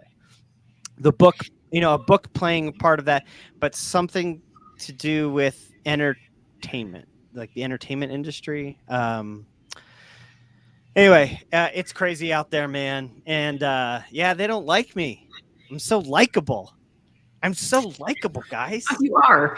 And I mean, I think it's like you said, if you have proof, then you put it up. You know, there you go. How simple is that? And when you don't, then you use your minions to mount an attack and, you know, do what people are doing on social media. I think I'm personally going to stay off social media tonight, but have a restful, you know, fun evening watching your documentaries. And so where can I go to watch both of your documentaries? I believe so. This Divided States on Amazon Prime. I think 8, The Mormon Proposition is probably on Amazon Prime. And then The Basement Office is just NY Post. No, youtube.com/NY Post. And the playlist is like right there of all the Basement Office episodes. Yeah. And I watch and rewatch all of your episodes because it's like, you know, you kind of miss things the first time around. And as you mentioned earlier in the show, it's the more you sit back and collect evidence and, you know, sit on it and then go back and relook at things with fresh eyes. Yeah. That really does reveal a lot. And I really appreciate your work with all of this and dismantling some of the myths that have been put forward for many, many decades. I think that's important, and people should be appreciative of the work that you do. I know that I certainly am.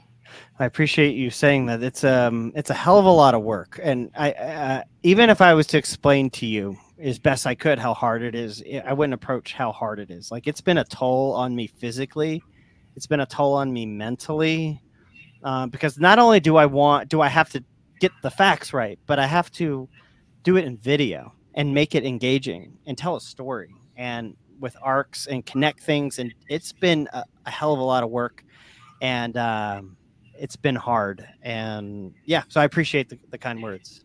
No, absolutely. And it does take a toll. I feel you, I hear you, and it does. And I think we all question what we're doing here. But at the end of the day, I know that I'm not going anywhere. I know Jack's not going anywhere. I'm glad that you're not going anywhere, because we are breaking ground, and you've done an exceptional job. And thank you for dispelling a lot of these myths and taking some heat for doing that. It'll be an interesting weekend on social media. Yeah, totally. Well, you're welcome. Thank you. Thank you. And I know that there so are questions. much for joining us. Oh, Yeah, thanks for having me on, guys. Always, absolutely. always. You guys have been great, and you guys have been helpful, and I really appreciate again what you guys are doing at EFR. So thanks for having me on. Thank you. Have a Thank great you. weekend. All Take right. care, Steve. Bye, guys. Bye. All right, Jack, that was a wonderful interview. I had no doubts that it was going to be great. I'm going to have to go back and watch it and kind of take in some of the things that Stephen said. But Jack, thank you for your great questions. Thanks for being a great partner. And with EFR, please go to everyone. We've talked about this before, expandingfrontiersresearch.org to become a Patreon, to support our FOIA requests, to report or to help with our work. And together, all of us, and this has been a great, very wonderful, respectful chat as always. We have people that are paying attention, that want to ask critical questions, that want the truth and deserve the truth. And we do deserve the truth. So thank you to all of you. Thanks to Mario and Bill and all of you. Amy, Peter, thanks so much for your great comments. Do you have anything else, Jack? I want to thank everybody in chat too. William, Luda, Amy, I see all you guys. Tom was hanging out with us. Thanks for coming by. We really appreciate you. And thank you, Erica. And check out Stephen Greenstreet's work. He is a talented video producer. It's amazing just to watch how he puts some of it together, never mind the content itself. Right. And I want to just say, Grant and Puxley, I apologize for not getting to your questions. There was a lot going on tonight, and hopefully we will have Stephen back. But thank you all for everything. We appreciate you. And next week, we've got a great guest. So, Jack, talk a little bit about next week's show. Yes, next week we will be talking with Sarah Scholes, another journalist, a professional journalist and science writer.